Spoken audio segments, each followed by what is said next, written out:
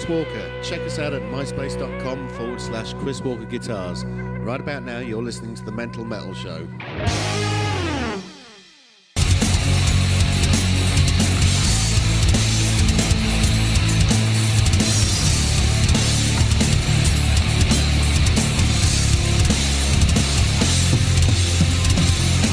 Hello, everybody. Welcome to the Mental Metal Show and the Wild Ride Conglomerate on a Thursday right here on mojoradio.us. And we have Leigh Matty with us from Romeo's daughter. Hello. Hello. How's everything over in England? Well, it's a bit cold, but lovely and sunny, and, things are good. How about where you are? It's 24 degrees, and you couldn't ask for better. No, I'm in the wrong country, definitely.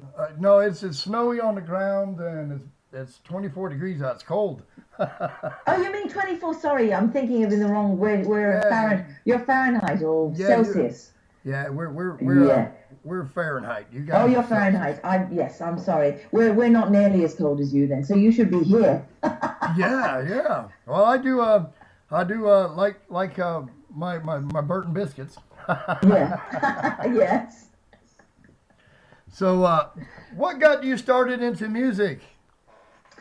Well, it was something I always did as a child, and it was just, I suppose you either sing or you don't sing. And my dad was always very much into music, and it was just something I grew up with, really. But only really in my late teens, early 20s did I meet Craig from Romeo's Daughter, where I started to take it much more seriously. Yeah, I read the thing that they had auditioned so many different singers that they wanted to find a female vocalist, and they went through I guess a basket and a peck, right? That's true. That's very true. I think they had 75 different girl singers, and I was the first person that they saw, ironically.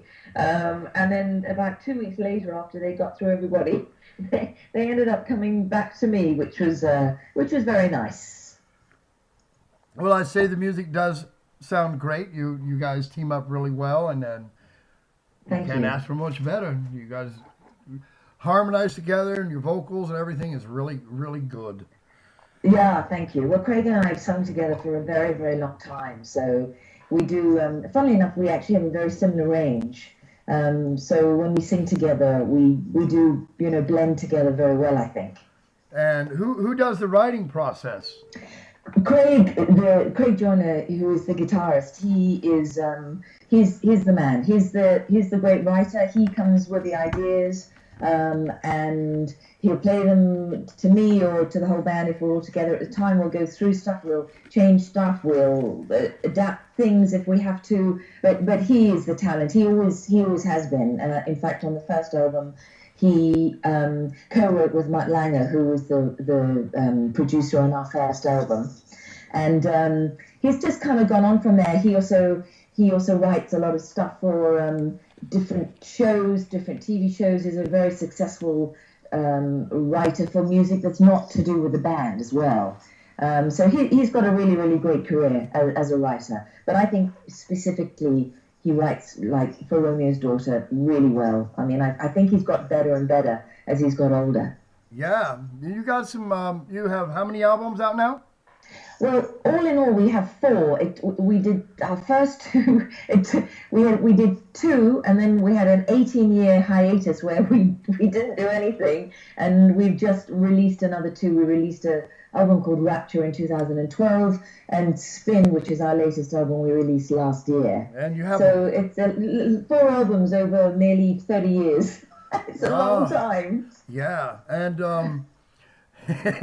It the talent grows through the years, Well, I hope so.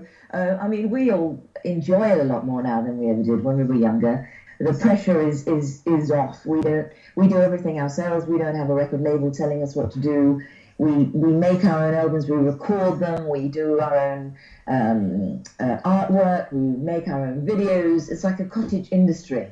Cool. And we all have, talents in certain areas, and we all band together to do, you know, what needs to be done. And I can honestly say, as a singer now, I much more enjoy singing now than I did when I was younger. Yeah, great. So when you guys get to rehearse and everything, Yeah. who's the prankster of the bunch? I would say that the drummer and the bass player, Ed and Andy, they are always fooling around, you know, stopping us from doing what we're supposed to be doing. I mean, I think all the guys, you know, we like to have a laugh. They tell a lot of jokes. They're really good mimics. Andy, the drummer, is a really good mimic. So I think on the whole, we have a pretty good time where we don't take ourselves too seriously. Yeah, definitely not. You gotta have fun in life, that's for sure. Good. No point in doing it if you can't have fun. Yeah. And who gets by with the most pranks though? Who gives what? Who gets by with the most pranks? I think that the bass player, Ed. Ed, I think, is the biggest prankster. Aha. Yes. You know how to get. You know. He's a sneaky one. Yes. You know, the one that you think's like, you know, not doing anything, and yet he really is. So, you guys have been together for a long time. It's a great. What has been some of the highlights of playing music? Well, I think I can honestly say that for me personally, a highlight was in 2009 when we were asked to reform to play. There was a really big festival every year here called Firefest, which was when, I don't know whether you've heard about it, but it was the guys who ran it would ask bands from the 80s that had, you know, broken up and who hadn't played for a long time, bands that they really liked from the 80s, they would ask them to reform and come and play at this big festival. And we were asked to do it in 2009, and we were all able to do it. And as I said, we hadn't played together for 18 years, so it was really scary to do it. I had actually stopped singing. I hadn't sung professionally for a very long time. And we did this concert, and we didn't think anybody would know who we were, and it was a bit nerve-wracking, you know, just having to go on stage after all that time and play these songs that, you know, we hadn't played for all that time. Anyway, we went on stage, and it was absolutely fantastic. It was like we'd never been away, and people responded to us, and it seemed like they had genuinely missed us, which was really fantastic. And that was the moment we thought, you know, we really should do something with this. And we really enjoy this. We enjoy being together again. We enjoy playing. We wanted to make sure that we had something viable to say. We didn't want to just have a rehash of what we did in the late 80s. We wanted to do something that was fresh and new. And I think that hopefully we've achieved that. You know, people still know we sound like Romeo's daughter. They know we're Romeo's daughter, but they are interested in you know, the new kind of lyric content and the slightly darker side that we have to us now, I think. So I can honestly say Firefest for me was definitely one of the highlights of our career. And then just every time we go out and play is just fantastic. I mean, really, really fantastic. You know, they say it releases you know, what is it? Is it you know, it's same as when you go to the gym? What's that enzyme you release when you go to the gym? Endorphins. That gives you a high. Endorphins. That's the one, endorphins. That's exactly what happens when you're on stage, and you get this amazing feeling of well-being and joy. So yeah, every time for me is cool. It's better than any drink. It's better than any drug. It's a natural high. Absolutely. And it's a gift from God to be able to enjoy it. It certainly is. It certainly is. I mean, sometimes you go and see bands and they really don't look like they're having a very good time. You know, they're all too worried about and I wonder why they're doing it. and they all worried about, is it right? Are we going to mess up? And yeah. How do I look? Yeah. Oh, how do I look? Yeah, that's a good one. Yeah. Do I look all right? Although being a female singer in a rock band, I must admit it is something that does also cross my mind as an older woman. Like, oh God, you know. But you know, it's not about that. It's really not about that. We all have busy lives. We all have other careers, and so you've got to really love it to do it. You know, and at this point in time, that's exactly why we're still doing it, and hope to carry on doing it. You know, for however long people want to hear us. Well, you could wear a straw hat and gum boots and look good, honey. Oh, thank you very much. I'm a prankster myself. I'd have to give that a go. Hey, there you go. That'll be a good one for a show. You got some great shows coming up too, right? We've got a little tour starting in April, all around the UK. We've got 6 dates where hopefully, we're going abroad to hopefully to Spain, and we've got a gig in Germany. We're trying to get some more gigs in Europe, basically, because that was very much where our market was in the old days. And it's been a slow process, but slowly but surely people are being aware that we're back, and we're getting such great reviews and response that we're trying to build up our European gig market, really. I mean, the ideal scenario would be for us to come to the States. You know, our first album did very, very well in the States. But that's really hard. You need somebody to invite you to do that and help you do it, and that's a very tricky thing to come by nowadays. You got to check out all the venues and stuff, and it's not like it used to be. I've heard.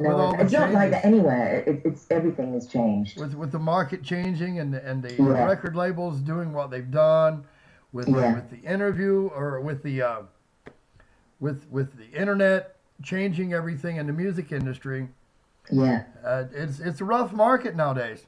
It really is. How can they? And a lot of the old clubs now, the old gigs, they turn into clubs. They make all their money from club night, and so you have to do your gigs really early, and you want to be done by like 10:30, and then everybody gets booted out, and then all the kids come on into the clubs, because obviously that's how they make more money, these venues. And it's very depressing, really. Yeah, it's I know we have what used to be McGuffey's House of Rock. Yeah. In Dayton, Ohio. Many famous people have played there. And it's now called Odd Bodies. Oh, right. And you know, thank God it stayed open all these years. It just changed names because they changed the owners. Yes. And knowing all the people that's played there and all the concerts that I've been, oh man, it's just amazing. Oh, great. So it's still alive and well then, and doing well. Yeah, it's there's good days and bad days, you know. Yeah. Yeah, I know it's hard. It's very hard to get gigs, you know. It's a lot of the venues are not interested at all in you know, unless you can guarantee a certain amount of people coming, and a lot of people now as well don't buy tickets in advance. The diehards buy tickets in advance, and then the rest just come on the night. So it's tricky, you know. It's tricky when you're trying to sort out gigs and tours, and you really don't know if anybody's going to come. But hopefully we're in the stage now where we always do know that some people are going to come, you know. We've done it enough now over the last couple of years to be a little bit more confident about it, you know. It's always about the booking agencies now.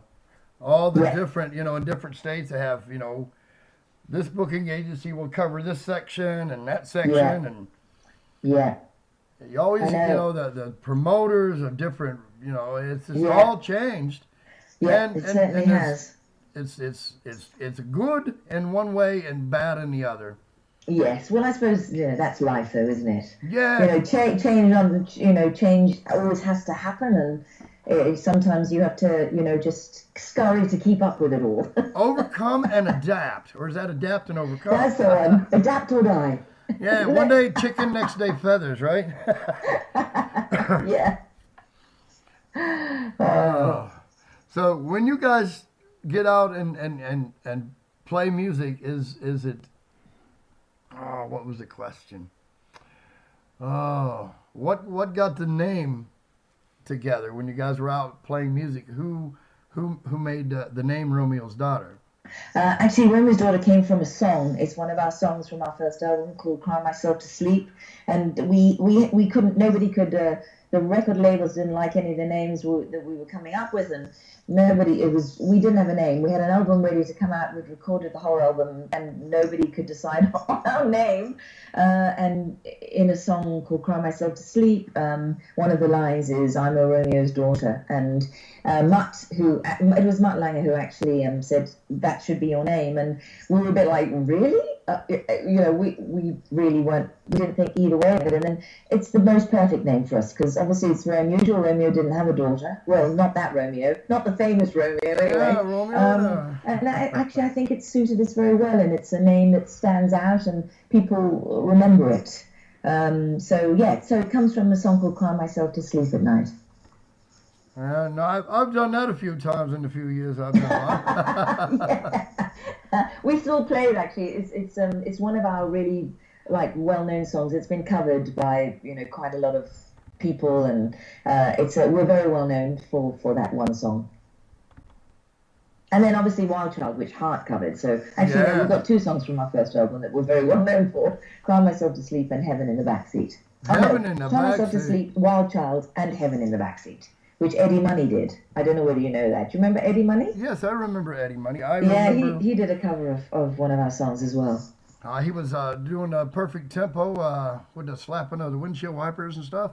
That's I remember the person who found Eddie Rabbit as a musician. Oh, right. Like I said, I've known people in the music industry since I was a knee-high. Yes. And God rest his soul, he passed away last year, but his name was Edward Herring. He also helped Carlos Santana get a start, and quite a few other bands in the studio, helping them get their things together. And wow, Carlos Santana and Eddie and all those guys that he's helped went from okay to yeah, man. Yeah, they certainly do. But he was a Berkeley graduate, and he had his very first FM station like in 1960, 1959 there at Berkeley at the college. Right. And he did awesome work. The guy's a great guy. Yeah. And loved his music loud. Right. Oh, great. He had a crown system back with JVCs. Just, oh my God. He turned it on about 5, and you swear you was at a concert. Right, really? It was Burst really... the eardrums. Yeah, I've come out there like, okay. Yeah. I got the ringing in my ear for the rest of my life. Yeah. Brilliant. So, what song did you say you really loved? Was Wild Child, Touch, and Enemy? Touch is from Spin, which I don't know whether you've got it. Have you got Spin? Yeah.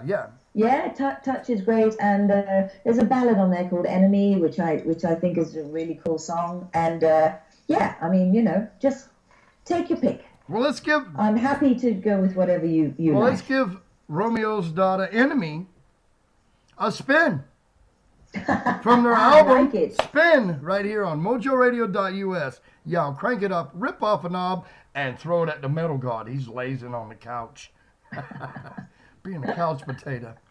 Crank it up, you guys.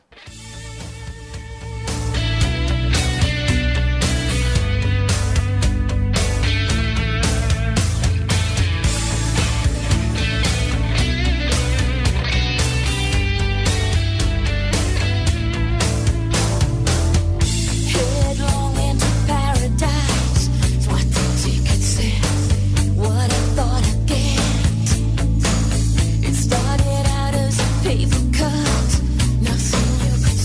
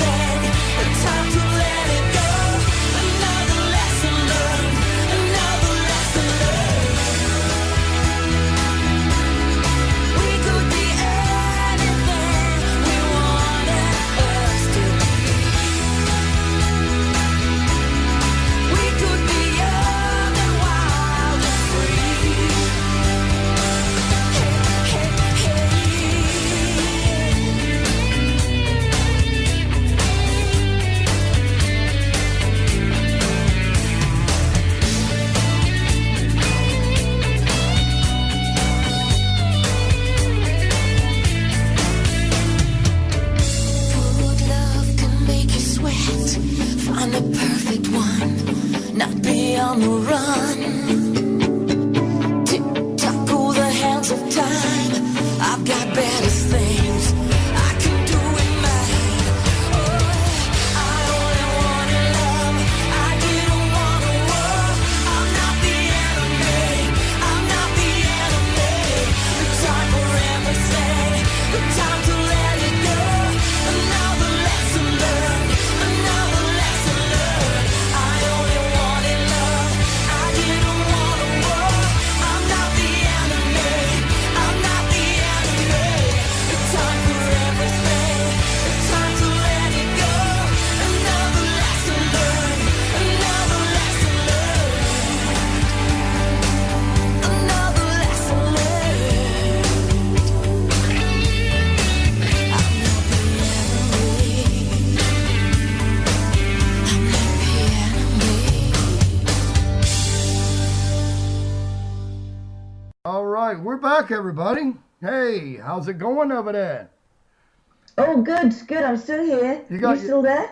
Yep, I think I'm here, but you're over there. I know. It's a long. I'm looking out on a dark night. Is it daytime where you are? Yeah, it's Yeah. 1:19 p.m. Ah, right. Yeah, it's a dark, cold night in London town tonight. And can you see Big Ben from where you're at? I know, but I'm pretty close to it. Oh, I'm pretty close to Buckingham Palace, Oh. where I am at the moment, my office. cool. Yeah. I'm neighbours with the Queen. There you go. Yeah, Got the royal family right down the street. I certainly have. You know, that's one thing that always has intrigued me is, you know, to have the ruler different than a president and still Yes. make things work and still have the freedom it is that the world needs. Right. Now, we got our democracy from France Yeah. and a way and some of our political system from England with the taxes and all that, you know. Right, yes. Yes, I know the bad old days. How does that radio tax work over there? The radio tax? Yeah, do they You still mean have that? PRS? Is that what they call it now? It used to be called, wasn't it called the radio tax back in the day? What you mean when music was played on the radio, you would have to... Oh, I don't know. I'm not sure what that is. I don't think there is one anymore. Yeah. No, I don't. I'm not sure what that is actually. I think that's probably gone. We have a load of new taxes though. Oh, I they can change believe them, that. when they can, every couple of years when a new government comes in. At what age did you decide you really wanted to be a musician? I don't know. I think it was just something. I wasn't ever really confident enough to think that was what I was going to do. I think when I was growing up, I knew I could sing, but I was open to different ideas and maybe to do different things. I think really when I met Craig, the guitarist and Romeo's daughter, when I was 21, I think that was when I had sung in bands before then, in different bands, but it was nothing ever very serious, and none of them were original bands. So I think really I kind of fell into it more than anything. I wasn't one of those people that just, from a child, they go, yeah, I always knew I wanted to be, famous. I wanted to be in a rock band. That wasn't really how it worked for me. It was more of a gradual realization that it was something that was very much part of me that I couldn't really ignore. And so, yeah, I suppose, when I met Craig, that was it for me when I was 21. Bravo, Craig. You did a great thing, brother. I'll tell him you said that. And I know you guys have had a music label. Yes. And we've had two. Yeah, we've been on two music labels. We were on Jive for the first album, and we were on another music label called Music for Nations for our second album. But for the last two albums, we haven't been on a label. We've done it all ourselves. We just had a distributor, and who distributes. We give them the finished product, and they distribute it and put it on all the shops. Put it on iTunes, and that way, it's pretty much. It's good in a way because we have control over everything. We obviously make the most of the money as well. Other than you have to obviously give a percentage of the album sales to the distributor, but it's not like a record label where they you have to pay back all your expenses and blah blah blah, and you know you very rarely see anything once you have a record deal. So it's been good. We've learned a lot of stuff along the way as well, and we quite like just having a distributor. The problem is that you have no support for anything, you know. So you do everything. You have no tour support. You have to, you know, you have no, you know, video, you know, budget. You have to literally do everything yourselves. Yeah, that's where promoters and managers come in for the most part. Are you still there? Oh, we're on hold. Well, hey, let's get to some music from Romeo's daughter. Right here on mojoradio.us. Hey, we got... Oh, sorry about that, Walter. That's My okay. phone was ringing. That's never happened before when I'm Skype and my phone's ringing at the same time. Sorry about that. That's all right. I was getting ready to play It was another my song. But now we're back, so hey. So, with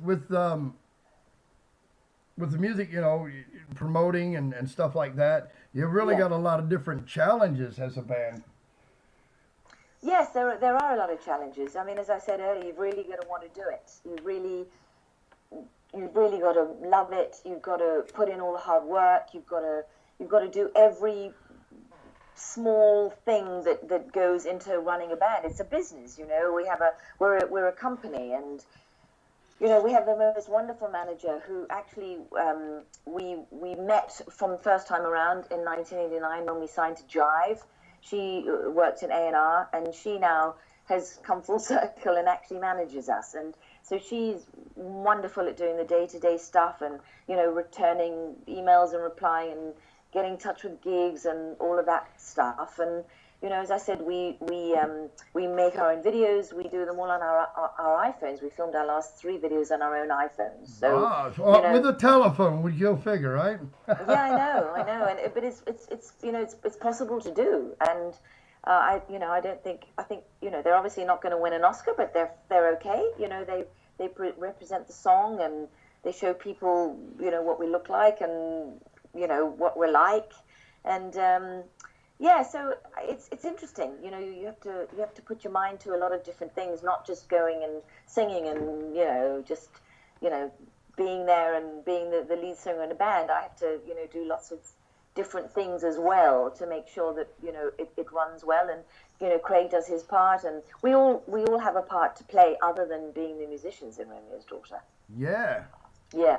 Keeps your mind occupied along with Absolutely. your regular jobs. And everybody Absolutely. thinks, you know, because you're a musician, you're rich and famous, you got all this money, and Yeah. if it's only true, right?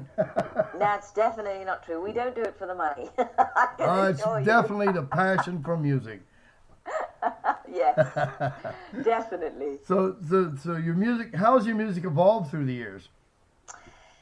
Well, I mean, I think as you get older, you know, your tastes change a little bit, and you know, we all kind of quite have different bands that we really like, you know, that we grew up on. You know, Craig, it was very much a folkster. You know, he loved folk music. He loved, you know, Jethro Tull that you were talking about earlier, and he grew up very much learning how to play the folk guitar, and that was his kind of his foremost, you know, musical.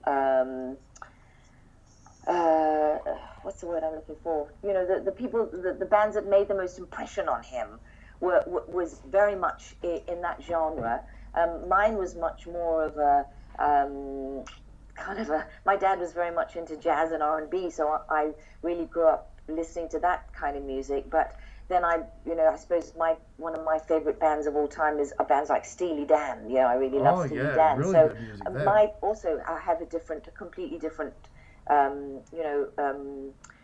music upbringing to Craig, but it works well together. That doesn't mean we still can't, you know, get a happy medium and with Romeo's Daughter and just, you know, perform songs that we all like. You know, we only put songs on the album that we really like. You know, you sometimes you can record loads of songs, but you that's why we only decided to choose to put 10 on Spin. The last album on Rapture, I think we had 12. Yeah. And we were like, well, there's actually no point in that, because we actually just want to put every song that we put on, make sure that we're very proud of, and that they all could be the first track. Speaking of getting your music, where can everybody get your tunes at? Well, I mean, we're on iTunes. You can buy the album through our website. We have a website which is www.romeosdaughter.co.uk. You can buy it from there. You can buy it from Amazon. They're all on Amazon. So you can get it from all the, the usual ways you can buy music. We're also, I think, Spin is on Spotify. We're on quite a few different, websites. Is there songs that you wanted to put album but just didn't make it? Not really. I mean, when you've recorded all the songs that you think that are viable and that are worthy to be on an album, then that's the tricky part, where you all have to get together and then you go through all the songs. Then everybody makes a little vote, and then if there's more than 3 votes, then we know that that's a good song and that we all feel the same way about it. We have got some old tracks that we did that didn't make it on any albums, but just because when we broke up, we were expecting to make a 3rd album and it just didn't happen. So we have got some older tracks that we sometimes think about maybe doing. We've got a few tracks that actually did make it on the 2nd album we released, Delectable, but it sounds horrible, Delectable, the way It was actually recorded. My voice has gone a bit weird. Am I all right? I just changed the speaker system. That's Oh, all. cool. So we might actually re-record a few of the really old tracks and actually make them sound a bit better. Make them sound like now rather than 1990. Hey. And where are you guys going to be doing some gigs at? Well, we're playing all over the UK. We're starting in London on the 1st of April, and we're doing Manchester and all around the UK and Scotland. And then got gigs in some gigs in Europe later in the year. So at the moment we're just starting with these 6 here, and we'll see where it takes us. Yeah. Yeah. You get to play in Manchester. That's a very cool place to play. yeah. Wow. Is there a lot of musicians around your neighborhood where you live? Actually, there are quite a few musicians that we know from the old days. In fact, Yannick, the guitarist in Iron Maiden, is my neighbor. Cool. Yeah. Tell him we want to get him on the show. Ah, yeah. To be honest, he lives really up north in a big house, and he lives in the flat he has in London is just downstairs from where we live, so we don't see him that often, but he's always around. He's always doing stuff. So that, I mean, there are musicians that we know from the old days, that are around. I mean, a lot of the younger guys, obviously, I wouldn't know who they are. Have you heard the new Iron Maiden's album? No, I haven't. Oh, it is marvelous. Is it? I'll tell him you said so. I've been a big Iron Maiden fan for many, many years. It's one of the first bands that my brother plays in a band. He played the drums. Yeah. It was one of the first bands that he did a cover on. Right. And he says, "Man, this is crazy." Oh yeah. So I mean, they're doing great. They're doing very well, and so it's cool. We see them not very often, but we see them. Occasionally, and it's nice to have a and also gigs, when you play, people come to the gigs that you wouldn't normally see, Yeah. Yeah. I've been friends with Gypsy Lee Pistorello, the Pistorellos, the Ramones, and all that for years and years. Right. And he was on the show, the first interview that he'd had in like 20 years. Oh, great. And I remember opening up for them in Florida, and that was an honor.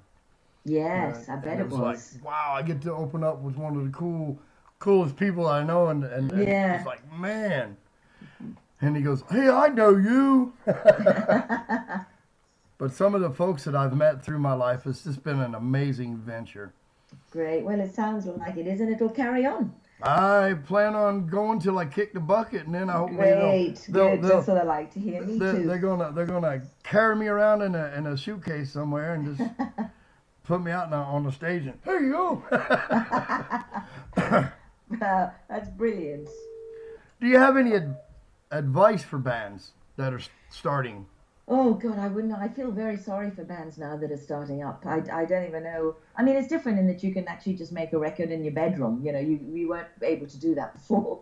Yeah. So in one way, it's much easier because if you have talent, you can just, you can come up. You don't need any money to do it. You know, it's so easy to record stuff. But I don't know. I think it's very tough for bands to actually get heard. I think it's very tough for bands to get deals. It seems to be about youth a lot now rather than talent. So I don't know. I'm quite pleased that we aren't starting out now. Well, I how think, old I'm glad we did it when we did it. How old was Mick Jagger when he started? That was all about the youth back then, right? That's true. That's true.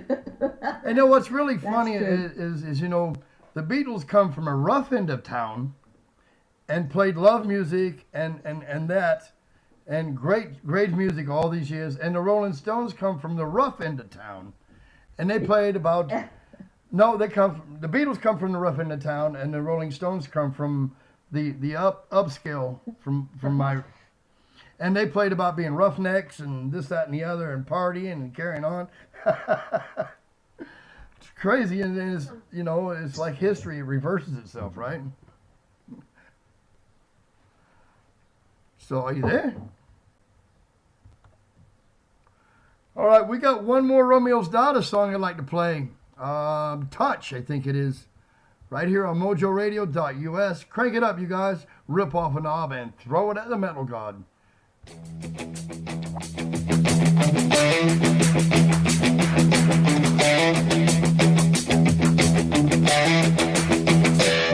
Within the body of a woman lies the heart of a man. It's a feat of engineering you can never understand. So tell me all the secrets, and I'll tell you all my lies.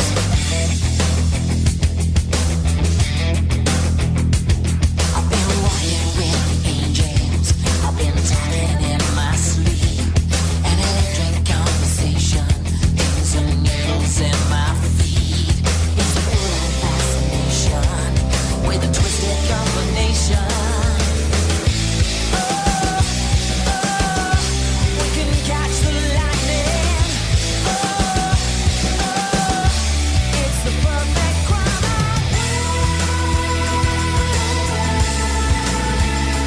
Does it hurt so bad when we touch too much?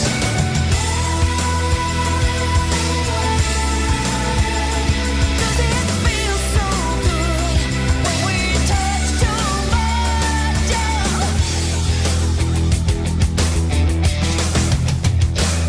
You can follow every instinct.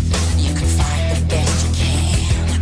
It's not easy when you're dancing, holding someone else's hand. I've got nothing more to tell you. I've got nothing more to say. No.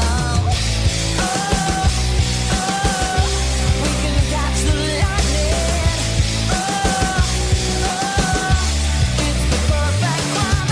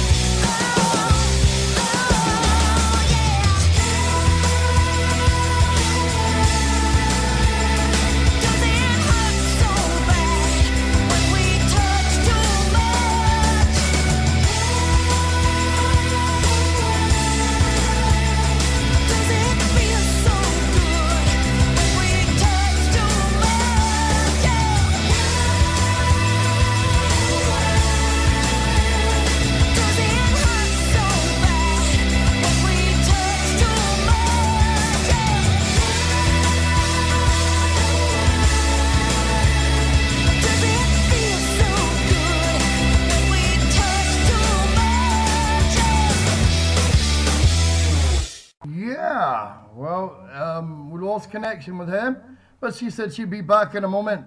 So, wow, listening to the great tune from the album Spin, and they're going to be out roaming around and jamming here and there. She had mentioned that Wild Child was also done by Fleetwood Mac. Woo! That's some great stuff right there. So, hey, we'll play Wild Child right here on mojoradio.us. Y'all crank it up now, yeah? Thank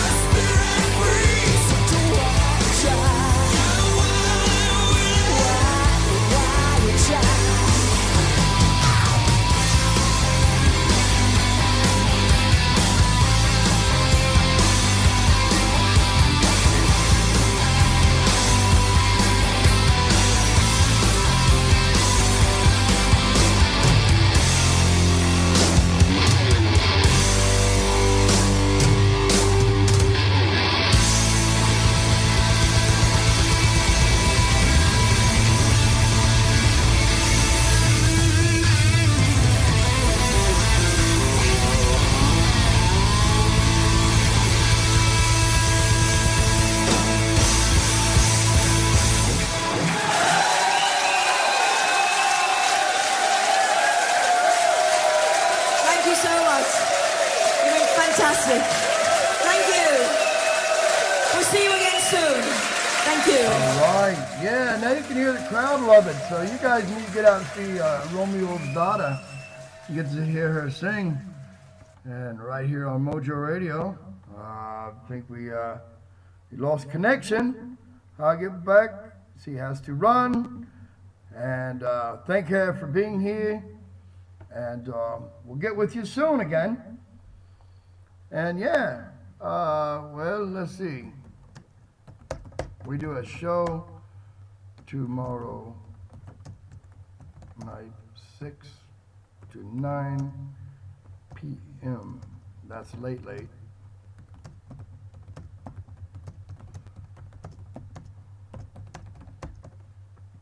But hey, we thank her for being here, and we'll get back with her again soon, right here on Mojo Radio. Right now, let's crank up some tunes and rip off a knob and throw it at the metal god.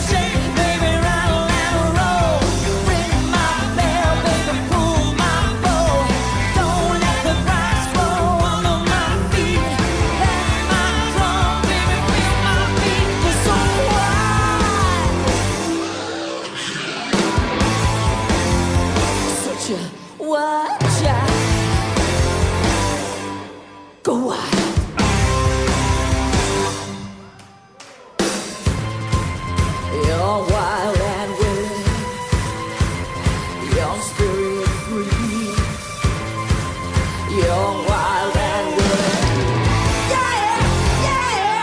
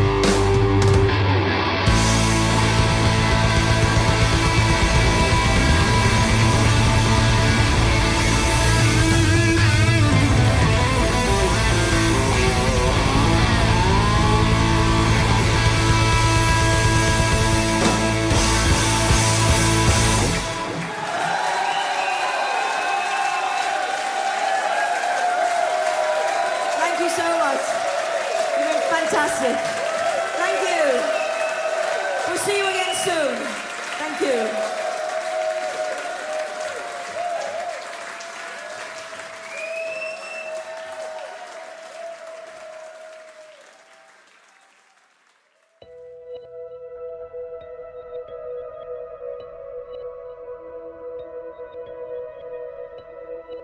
I can't wait till daybreak.